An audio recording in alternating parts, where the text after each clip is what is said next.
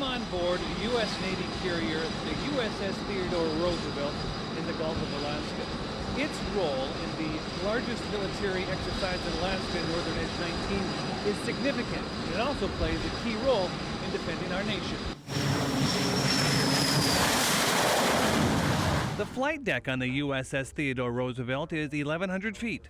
To accommodate the limited space, the aircraft carrier uses steam-generated catapults to launch all winged aircraft off the deck. Those aircraft go from 0 to 160 knots in about 200 feet in about 1.5 seconds.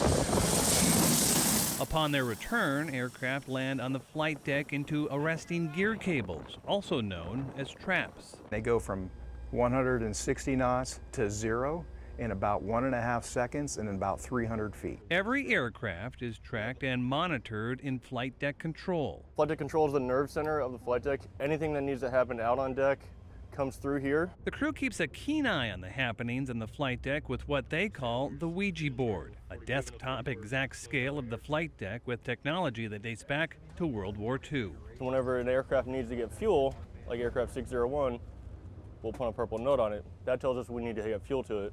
When we actually get fuel pumped into the aircraft, we'll turn it to its side. The petty officer on deck is inspecting the nose gear, making sure everything is good. Rear Admiral Dan Dwyer is the commander of Carrier Strike Group 9 on the USS Theodore Roosevelt and says the joint training done during the Northern Edge exercise is critical to our nation's security. Well, what it really gives us is we get to understand each service's strengths so that when we come together as one team, we can use each of our strengths together to become that much more capable and more lethal.